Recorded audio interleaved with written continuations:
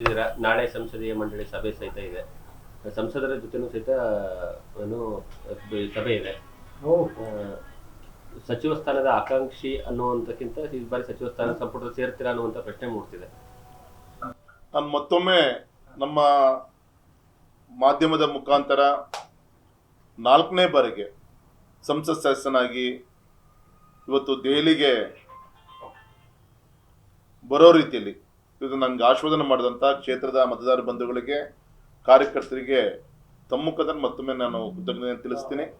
ತಮಗೆಲ್ಲರೂ ಕೂಡ ಗೊತ್ತಿದೆ, ನಾಳೆ ಬೆಳಗ್ಗೆ ಪಾರ್ಲಿಮೆಂಟರಿ ಬೋರ್ಡ್ ಮೀಟಿಂಗ್ ಇರೋದ್ರಿಂದ ಎಲ್ಲ ಸಂಸತ್ ಸದಸ್ಯರು ಕೂಡ ರಾತ್ರಿ ಒಳಗೆ ದೆಹಲಿಯನ್ನು ಬರಬೇಕು ಅಂತೇಳಿ ಒಂದು ಪಕ್ಷದ ಒಂದು ಸಂದೇಶ ಇತ್ತು. ಅದ್ರ ಪಕ್ಕ ನಾವೆಲ್ಲರೂ ಕೂಡ ಇಲ್ಲಿ ಬಂದಿದ್ದೀವಿ.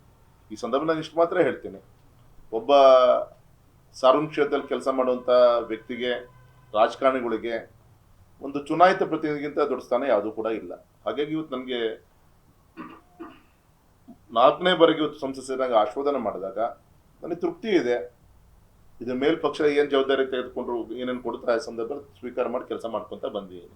ಆದರೆ ಈ ಬಾರಿ ನಂದು ವಿಶೇಷವಾಗಿ ನಮ್ಮ ಶಿವಮೊಗ್ಗ ಕ್ಷೇತ್ರದಲ್ಲಿ, ಯಾಕೆಂದರೆ ಮಲೆನಾಡು ಅನೇಕ ಸಮಸ್ಯೆಗಳನ್ನು ಸುಳಿಯಲ್ಲಿ ಸಿಕ್ಕಾಕೊಂಡು ಶಾಶ್ವತವಾದಂಥ ಪರಿಹಾರ ಸಿಗಬೇಕಾಗಿದೆ. ಅದು ಶರಾವತಿ ಇರ್ಬೋದು, ಅದು ಬಗೂರುಕುಂ ಇರ್ಬೋದು, ಈ ರೀತಿ ಅನೇಕ ಶಾಶ್ವತವಾದಂಥ ಅದು ವಿಚಾರಗಳ ಬಗ್ಗೆ ಈ ಬಾರಿ ಸಮಸ್ಯೆಗಳನ್ನು ಬಗೆಹರಿಸಬೇಕಾಗಿದೆ. ಆ ದಿಕ್ಕಲ್ಲಿ ನನ್ನ ಆದ್ಯತೆ ಈ ಬಾರಿ ಒಂದು ಪ್ರವಾಸೋದ್ಯಮಕ್ಕೆ ಆದ್ಯತೆ ಕೊಡುವಂಥ ವಿಚಾರಗಳು ಇರ್ಬೋದು. ಇಂಡಸ್ಟ್ರಿಯಲೈಸೇಷನ್ ಆಗಲಿಕ್ಕೆ ಅವತ್ತು ಮೈಸೂರು ಮಹಾರಾಜರ ಕಾಲದಲ್ಲಿ ಶುರುವಾದಂಥ ಎಲ್ಲ ಇಂಡಸ್ಟ್ರಿಗಳು ಇವತ್ತು ಮುಚ್ಚೋಗಿದ್ದಾವೆ, ರೀಸ್ಟಾರ್ಟ್ ಆಗಬೇಕಾಗಿದೆ. ಈ ರೀತಿ ಅನೇಕ ಸವಾಲುಗಳನ್ನು ಇಟ್ಕೊಂಡು ಜನ ಇವತ್ತು ಆಶೀರ್ವಾದ ಮಾಡಿದಾಗ ಅವರ ನಿರೀಕ್ಷೆ ತಕ್ಕಂತೆ ಕೆಲಸ ಮಾಡಬೇಕು ನನ್ನ ಕರ್ತವ್ಯ ಇದೆ. ಆ ದಿಕ್ಕಲ್ಲಿ ನನ್ನ ಯೋಗ ಇವತ್ತು, ಯಾಕೆಂದರೆ ಸ್ವಾತಂತ್ರ್ಯ ನಂತರ ಒಂದು ಕಾಂಗ್ರೆಸ್ಸೇತರ ರಾಜಕೀಯ ಪಕ್ಷ 3ನೇ ಬಾರಿಗೆ ಸತತವಾಗಿ NDA ಬಿಜೆಪಿಯ ನೇತೃತ್ವದ ಸನ್ಮಾನ್ಯ ನರೇಂದ್ರ ಮೋದಿಜಿಯವರು ಈ ದೇಶದ ಪ್ರಧಾನಮಂತ್ರಿಗಳು ಆಗಿದ್ದಾರೆ.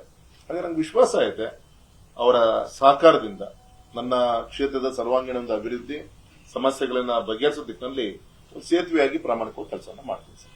ಕಳೆದ ಬಾರಿ ಕೂಡ ನಿಮ್ಮ ಹೆಸರು ಕೇಳಿ ಬಂದಿತ್ತು, ಅಂದ್ರೆ ಸಚಿವ ಸಂಪುಟಕ್ಕೆ ಸೇರ್ತಾರೆ, ಹಾಗೆ ಹೋಯ್ತು, ಇವೆಲ್ಲವೂ ಕೂಡ ನೋಡಿದ್ವಿ. ಆದ್ರೆ ಕಳೆದ 5 ವರ್ಷದಲ್ಲಿ ಅದು ಆಗ್ಲಿಲ್ಲ. ಈ ಬಾರಿ ನಿರೀಕ್ಷೆ ಇಟ್ಕೋಬಹುದಾ ಸರ್? ನನ್ನಂತ ಎಷ್ಟೋ ಜನ ಲಕ್ಷಗಟ್ಟಲೆ ಕಾರ್ಯಕರ್ತರು ಹಗಲು ರಾತ್ರಿ ಕೆಲಸ ಮಾಡ್ತಾ ಇದ್ದಾರೆ. ಅದು ನಾನು ಒಬ್ಬ ಅದ್ರಲ್ಲಿ ಕಾರ್ಯಕರ್ತ. ಅದು ಅಲ್ಲಿ ಎಲ್ಲರೂ ಮೀರಿ ನನಗೆ ಈ ಸತಿ 4ನೇ ಬಾರಿ ಸ್ಪರ್ಧೆ ಮಾಡುವಂತ ಅವಕಾಶ ನನಗೆ ಕೊಟ್ಟಾಗ ಅದ್ರ ಬಗ್ಗೆ ನಂಗೆ ತೃಪ್ತಿ ಇದೆ ಸರ್. ಹಾಗಾಗಿ ಮುಂದಿನ ಆಗೋಗಳ ಬಗ್ಗೆ ಈಗ ನಾವು ಯಾರು ಕೂಡ ಹೇಳಲಿಕ್ಕೆ ಕಷ್ಟ ಆಗುತ್ತೆ. ಆದ್ರೆ ಪಕ್ಷ ಇವತ್ತು ಏನ್ ಕೊಟ್ಟೆ ನಂಗೆ ಸಂತೃಪ್ತಿ ಇದೆ. ಮುಂದ್ ಪಕ್ಷ ಏನಾದ್ರು ಇನ್ನೊಂದು ಜವಾಬ್ದಾರಿಗಳನ್ನ ಹೆಚ್ಚಿಗೆ ಕೊಟ್ಟಾಗ ಅದನ್ನು ಕೂಡ ನಿಭಾಯಿಸುವಂತ ಶಕ್ತಿ ದೇವ್ ನಂಗೆ ಕೊಟ್ಟಿದ್ದಾನೆ, ಮಾಡ್ಕೊಂಡು ಹೋಗುವಂತ ಪ್ರಯತ್ನ. ನಿಮ್ಮ ಅಭಿಪ್ರಾಯ ಸರ್, ನಿಮ್ಮ ನಿರೀಕ್ಷೆ?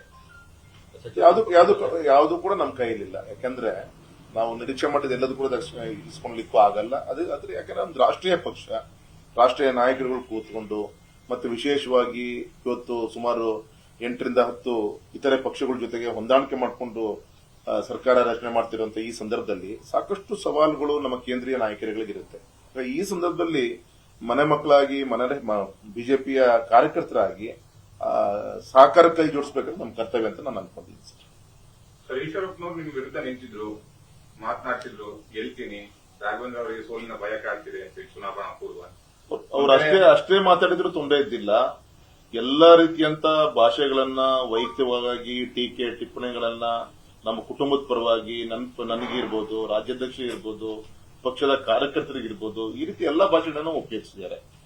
ಈವನ್ ನಮ್ಮ ವಿರೋಧ ಪಕ್ಷದ ಅಭ್ಯರ್ಥಿ ಕಡೆಯಿಂದ ಕೂಡ ಮುಂದೆ ಆಫ್ಟರ್ ದಿಸ್ ಎಲೆಕ್ಷನ್ ಏನ್ ಮಾಡ್ತೀವಿ ಅನ್ನೋ ಚರ್ಚೆಗಿಂತ ವೈಯಕ್ತಿಕ ಟೀಕೆ ಟಿಪ್ಪಣಿಗೆ ಸೀಮಿತ ಆಯ್ತು ಮೊನ್ನೆ ಎಲೆಕ್ಷನ್. ಆದರೆ ಒಂದು ಚಕಾರನು ಎತ್ತೆ ನಾ ಚುನಾವಣೆಯನ್ನು ಮುಗಿಸ್ಕೊಂಡು ಬಂದಿದ್ದೀನಿ. ಆದರೆ ಈಗೂ ಕೂಡ ನಾನು ಹೇಳ್ತೀನಿ, ಇವತ್ತು ಮಳೆಯ ಒಂದು ನಾವು ಅನ್ಕೊಂಡಿರೋ ರೀತಿಯಲ್ಲಿ ಮಳೆ ಆಗ್ತಾ ಇಲ್ಲ. ಮಲೆನಾಡಲ್ಲೂ ಕೂಡ ಸಾಕಷ್ಟು ಸಮಸ್ಯೆ ಇದೆ.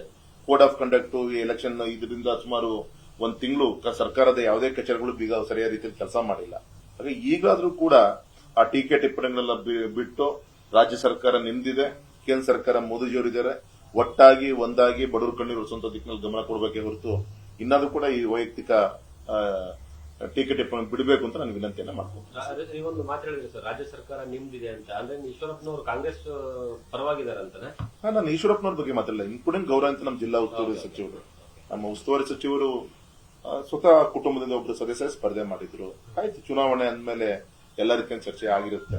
ಬಿಟ್ಟು ಎಲ್ಲ ಒಟ್ಟಾಗಿ ಸೇರಿ ಆ ಕ್ಷೇತ್ರದ ಅಭಿವೃದ್ಧಿ ತೀರ ಎಳಿಬೇಕು ಅಂತ ನನ್ನ ವಿನಂತಿ. ಈಶ್ವರಪ್ಪನವರು ಏನಾದ್ರು ಬಿಜೆಪಿ ಮತ್ತೆ ಬರುವುದಾದ್ರೆ ನಿಮ್ಮ ಅಭ್ಯಂತರ ಏನಾದ್ರು ಇದೆಯಾ? ಸರ್, ನಾನೊಬ್ಬ ಸಂಸದ ಸದಸ್ಯ ಅಷ್ಟೇ. ನನ್ನ ಪಕ್ಷದ ಬೇರೆ ಯಾವುದೇ ನನ್ನ ಜವಾಬ್ದಾರಿ ನಂದಿಲ್ಲ. ಆ ಚಿಂತನೆ ಜಿಲ್ಲಾ ಮಟ್ಟ, ರಾಜ್ಯ ಮಟ್ಟ, ರಾಷ್ಟ್ರೀಯ ಮಟ್ಟದ ಚಿಂತನೆಯನ್ನು ಮಾಡ್ತಾರೆ.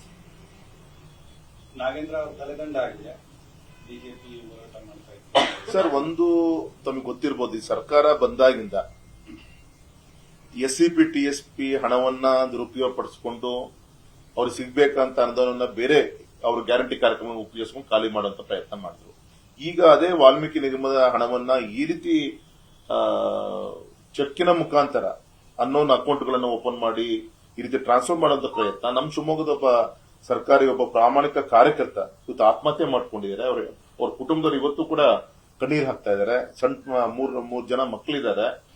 ಇಂಥ ಒಂದು ಅದಕ್ಕಿಂತ ದೊಡ್ಡದಾಗಿ ಭ್ರಷ್ಟಾಚಾರ ಈ ಪರಿಶಾತಿ ಪರಿಶಿಷ್ಟ ಪಂಗಡಕ್ಕೆ ಸಂಬಂಧಪಟ್ಟಂತ ಅನುದಾನವನ್ನು ದುರುಪಯೋಗ ಪಡಿಸಿಕೊಂಡಿದ್ದಾರೆ. ಕೇವಲ ನಾಗೇಂದ್ರ ಅವರ ರಾಜೀನಾಮೆಯನ್ನು ಪಡೆದುಕೊಂಡ್ರೆ ಬೀಸದೋಣಿಯಿಂದ ತಪ್ಪಿಸ್ಕೊಳ್ಳಿಕ್ಕೆ ಸಾಧ್ಯ ಇಲ್ಲ.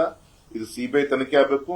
ಮತ್ತೆ ಕೇವಲ ಇದು ನಾಗೇಂದ್ರ ಗೌರಂತ ನಾಗೇಂದ್ರ ಅವರ ಮಟ್ಟದಲ್ಲಿ ಆಗಿದೆ ನಂಗೆ ಅನಿಸ್ತಾ ಇಲ್ಲ. ಇದು ಇನ್ನು ಮೇಲ್ಮಟ್ಟದಲ್ಲಿ ಇದು ಆಗಿರೋದ್ರಿಂದ ಇದಕ್ಕೆ ನಿಮಗೆ ಪ್ರಾಮಾಣಿಕತೆ ಇದ್ರೆ ಇದನ್ನ CBIಗೆ ವಹಿಸಿಕೊಡ್ಬೇಕು. ಅಲ್ಲಿ ಸರಿಯಾದ ರೀತಿಯಿಂದ ತನಿಖೆಯಾಗಿ ಇದರಲ್ಲಿ ಕಾರಣಕರ್ತರಾದಂತ ಎಲ್ಲರೂ ಕೂಡ ಇದಕ್ಕೆ ತಲೆದಂಡ ಆಗ್ಬೇಕು ಅಂತ ನಾವು ವಿನಂತಿಯನ್ನ ಮಾಡ್ಕೊಳ್ತೀವಿ sir. Thank you sir. Thank you. News first, ನಿರ್ಭೀತಿಯಿಂದ ನಿಮ್ಮ ಪರವಾಗಿ.